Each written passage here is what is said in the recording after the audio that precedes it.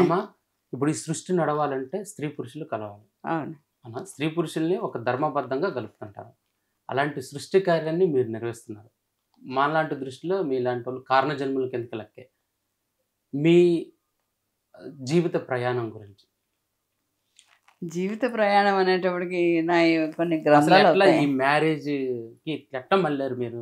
ఒక సాధారణ గృహ స్థానం నుంచి కొన్ని లక్షల ఆడవాళ్ళని గృహిణులుగా మార్చారు గదా మీరు. మీ ప్రయాణం. అంటే నిజం చెప్పాలంటే కూడా ఒక పెళ్ళి కాకముందు మేము చదువుకునేటప్పుడు అమ్మ వాళ్ళు ఎక్కడికి పెళ్ళిళ్ళకి కానీ పార్టీస్ కానీ ఫంక్షన్స్ కానీ తీసుకెళ్ళేవాళ్ళు కాదు. అమ్మ నాన్న వెళ్ళిపోయేవాళ్ళు, వచ్చేసేవాళ్ళు. పాత రోజులు ఎందుకంటే ఆ ఎదిగిన బిడ్డల్ని తీసుకుని వెళ్ళకూడదు, ఎదిగిన వాళ్ళని చూడకూడదు అనేసేసి పద్ధతి ఉండేది. కానీ పెళ్ళైన తర్వాత మా హస్బెండ్తో ఏ ఫంక్షన్కి వెళ్ళినా, ఏ పార్టీస్కి వెళ్ళినా కూడా వాళ్ళంతా కాస్త భోంచేయంగానే వెళ్ళం కదా, గుమిగూడి మాట్లాడుతూ ఉంటారు. మాట్లాడుతున్నప్పుడు నేను వింతగా చూస్తుండేదాన్ని. మా వారితో అంటూ ఉండేవాళ్ళు, వాళ్ళ ఫ్రెండ్స్, మా తల్లిదండ్రులు, మా పిల్లలకి పెద్దవాళ్ళు, మా పిల్లలకి పెళ్ళిళ్ళు చేయలేక నా భార్య నీరసించిపోతుంది, మనోవ్యాధితో గురైపోతుంది. ఈ పిల్ల పెళ్ళిళ్ళ గురించి వచ్చేటప్పటికి గుండె మీద కుంపటైపోతున్నారు అనేటప్పటికీ ఆ మాట నాకు కలుపుకోమని అనిపించింది. గుండె మీద కుంపటి ఎవడు కనిపెట్టాడు ఈ ఉపమానం? గుండేంది, కుంపటేంది, ఎంత ఆ బిడ్డలు, వింటున్న బిడ్డలు ఎంత బాధపడతారు వాళ్ళు. కనీ పెంచి పెద్ద చేసి పెళ్లి విషయానికి వచ్చేటప్పటికి గుండె మీద కుంపటైపోయారా? గుండె మీద కుంపటైపోయారు. ఆడపిల్ల తండ్రి ఇంటింటికి గడప గడపకి చెప్పులరిగేలా కాళ్ళరిగేలా తిరిగాడు. ఇవన్నీ రాను రాను హాస్యాస్పదాలుగా మారాలి, ఎందుకు మారకూడదు అనేసి అనిపించింది. అప్పట్లోనే కూడా నేను స్టార్ట్ చేసిన కొన్నాళ్ళకి చార్మినార్ పై నుంచి ఒక 18 ఇయర్స్, 20 ఇయర్స్, 22 ఇయర్స్ ఒకే కుటుంబానికి చెందిన 3 అమ్మాయిలు దూకి చనిపోయారు.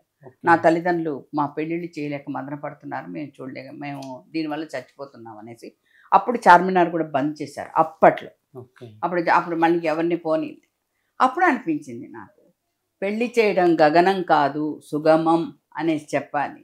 ఒక చోటుకి వెళ్తున్నాం, లాట్ ఆఫ్ బల్క్ చూస్తున్నాం, వాటికి నచ్చింది తీసుకుంటున్నాం, శారీస్ కానివ్వండి, ఏదైనా కానివ్వండి, జ్యువెలరీ కానివ్వండి.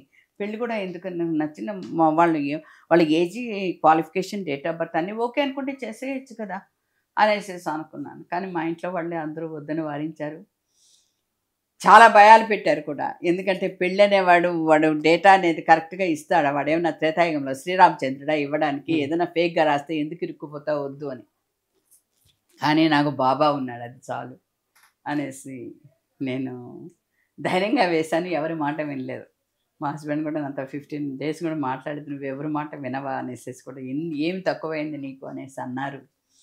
కానీ ఒక విధంగా పుట్టినందుకు పుట్టడం గిట్టడం మానవ సహజమే, కానీ పుట్టినందుకు ఏదైనా మంచి పని చేయాలి. ఏం చేయాలి అన్నప్పటికీ ఇట్లాంటివి నా ఇన్ని బ్రాంచెస్ నేను స్టార్ట్ చేసుకుని, ఇన్ని బ్రాంచెస్ నేనే చూసుకుంటూ, ఎవరికి ఫ్రాంచైజ్కి ఇవ్వకుండా ఈ 33 బ్రాంచెస్ నేను చూస్తూ, నేను హెడ్ ఆఫీస్ ఇక్కడ హైదరాబాద్లో పెట్టుకొని నేను ఇంతమందిని నేను నిర్వహిస్తున్నానంటే నిజంగా అది totally Baba blessings. I bring together, rest is Sai కృప. ఇదే నా స్లోగన్. కలపడం నా వంతు, కాపాడడం బాబా వంతు.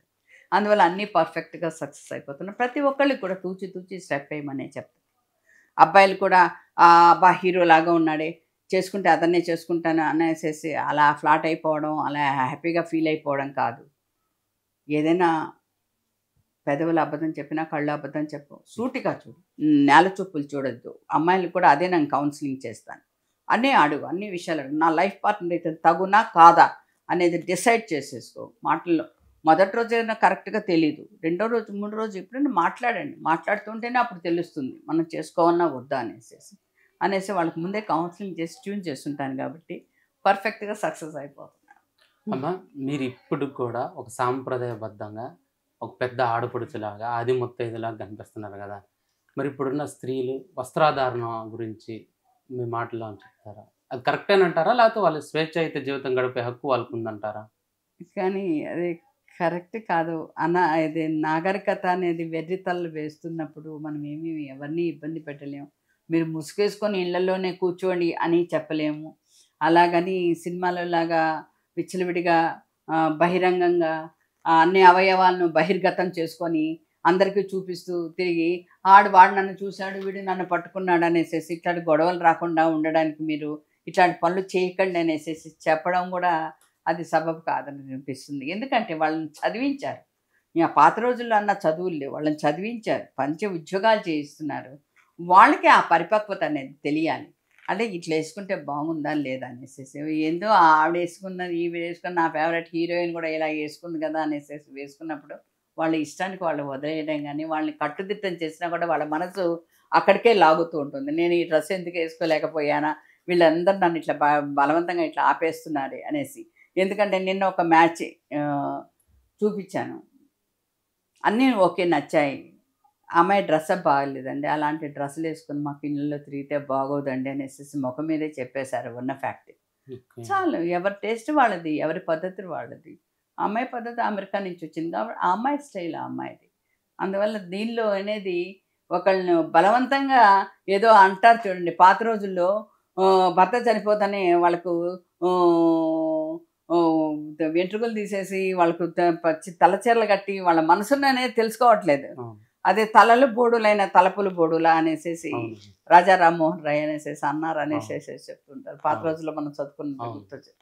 అందువల్ల వాళ్ళ ఇష్టానికి వాళ్ళకి వదిలేస్తే వాళ్ళకే ఆటోమేటిక్గా అర్థమవుతుంది, అవగాహన అవుతుంది, ఏది మంచి ఏది చెడు అనేసి తెలుస్తుంది. కాబట్టి వాళ్ళ పిల్లలు కూడా వాళ్ళు గైడ్ చేస్తారో చేయరో అది మనం వదిలేసేయాలి. ఎందుకంటే ఫ్యాషన్ బాగా వెరితల్లేస్తుంది కాబట్టి మనం ఆనకట్ట వేయలేము. ఓకే.